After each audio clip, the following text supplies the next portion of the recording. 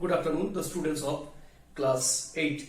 Today I am going to discuss another subunit from your class 8 history book 1, and the name of the chapter is from chapter number 2, from trade to territory. Previous class we have discussed how East India Company came to India and they established their first factory and started their business activities in the Indian Ocean region and first established their first factory at Surat. Today we will discuss how East India Company began trade in Bengal. We revised all these important points one by one. The first one, the first English factory established in Bengal in 1651 in Hooghly. You know, previously already there was a factory of Portuguese East India Company. But when British East India Company or English East India Company established their factory, they had a conflict with the Portuguese. Finally, they succeeded to establish a factory in Hooghly. Now, slowly after that, they slowly improved and increased their trade and commercial activity in Bengal, because Bengal is a very prosperous place at that time, as well as agriculturally as well as from industrially.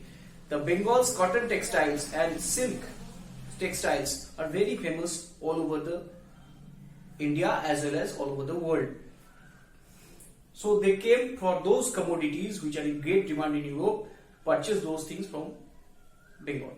As well as Bengal at that time was the highest revenue paying state under the Mughal territory. So that's why they always interested to introduce their trade and commercial activity in the Bengal. So at that time, Aurangzeb issued a farman granted the company to the right to trade duty free. Then against a huge amount of money, the East India Company finally received a farman. What is farman? Farman means a royal order or edict. Through this, they got the permission to trade duty-free in Bengal.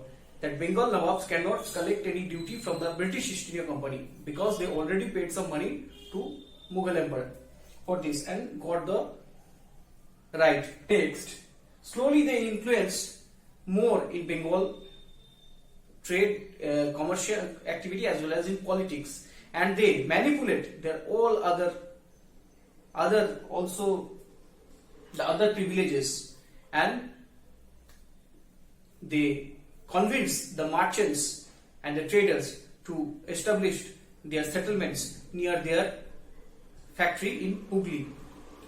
In Hooghly, they also called all the officials and some guards for their commercial activity. So what is factory? You have to know first that a factory is a place where those companies, they stored their goods, their warehouse was there, as well as their offices, administrative and business offices was there, and the quarters of the officers also present there.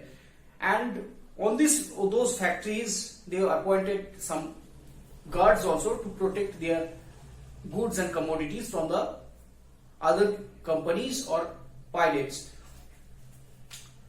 So in this way, they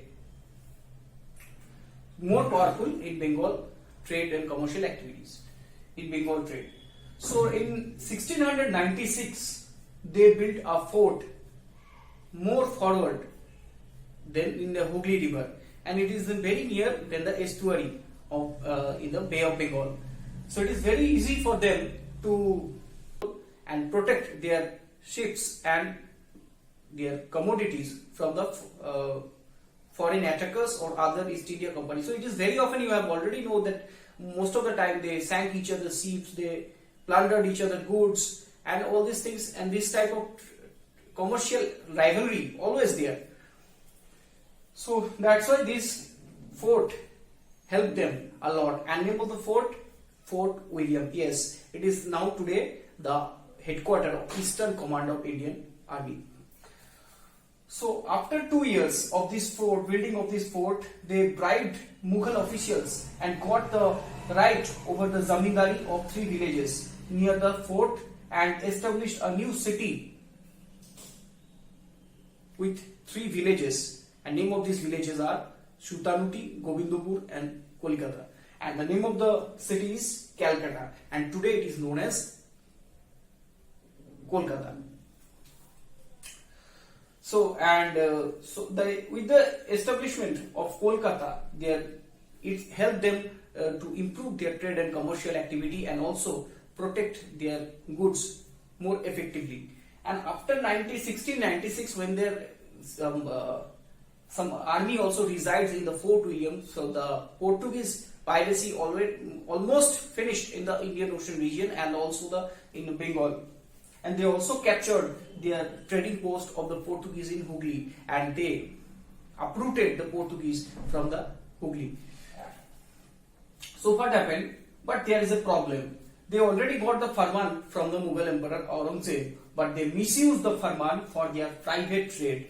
At the time, all the the British officials, they started their private trade. They purchased some commodities from other parts of the India as well as from England and sell it to Bengal, and as well as they purchase something from Bengal and import this and also export this to England.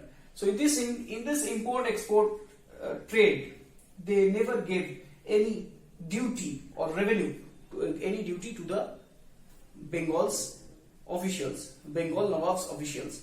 So that's why Murshid Quli Khan was very much angry on them, because they received the farman on behalf of company, but they misused it on the name of their private in their private trade, and they misused this and showed this to the Bengal officials that this is company's goods, and they made several copies, and whenever the company officials asked them for duty or revenue, they show the farman, the copy of the farman, that this is the right we have the right to trade duty free here. So this creates Bengal suffered with a huge revenue loss with this type of activities, and it creates anger in the mind of Murshid Quli Khan, the Nawab of Bengal. So that's all from this subunit. Next class will come with another subunit.